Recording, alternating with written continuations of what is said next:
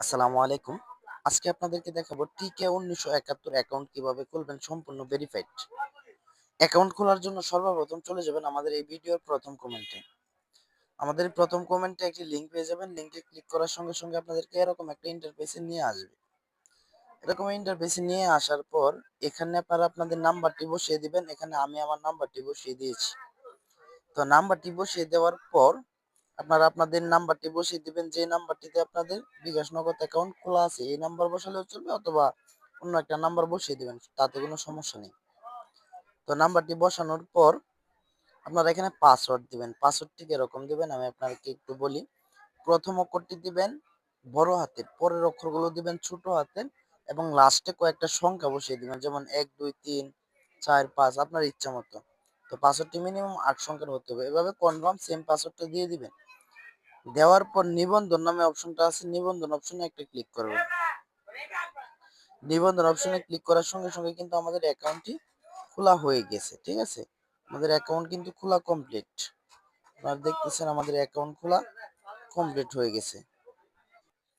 এখন আমাদের অ্যাকাউন্ট খোলা হয়ে গেছে। এখন অ্যাকাউন্টটা ভেরিফাই করব। অ্যাকাউন্টটা ভেরিফাই করার জন্য আপনারা নিচে দেখতেছেন সদস্য নামে একটা অপশন আছে।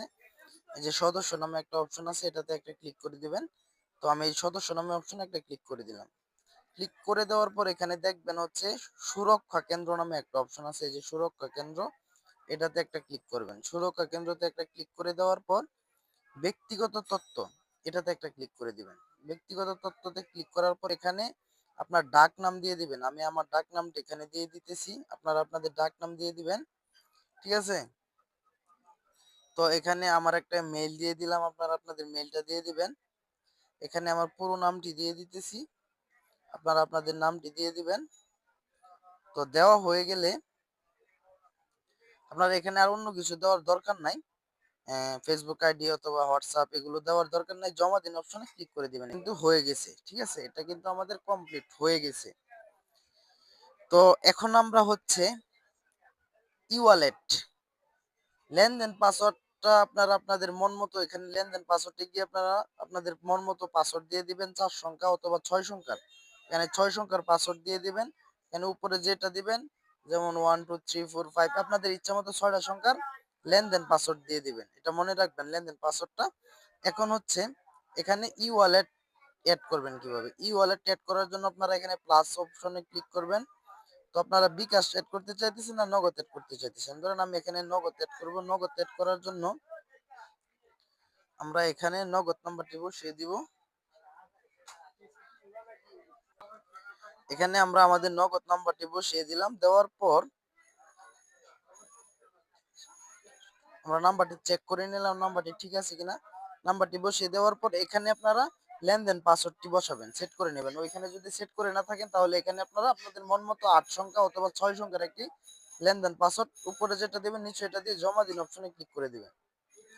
হ্যাঁ, জমা দিন অপশনে ক্লিক করলে কিন্তু আমাদের এটা এড হয়ে গেছে। ঠিক আছে, তো আমাদের কিন্তু এটা এড হয়ে গেছে। এখন আমাদের এই আইডিটা কিন্তু 100% ভেরিফাইড। দেখেন উপরে লেখা আছে 100% ভেরিফাইড। এই যে 100% ভেরিফাইড। এখন এটা দিয়ে আপনারা আপনাদের ইচ্ছা মতো লেনদেন করতে পারবেন, কোনো সমস্যা হবে না। তো এখন আমি আপনাদেরকে দেখাবো কিভাবে ডিপোজিট করবেন। ডিপোজিট করার জন্য জমা দিন অপশনে একটা ক্লিক করে দিবেন। জমা দিন অপশনে ক্লিক করার পরে এখানে আপনি বিকাশ আছে নগদ আছে, ধরেন আমি নগদে করব। নগদে করার জন্য মিনিমাম 100 করা যায়।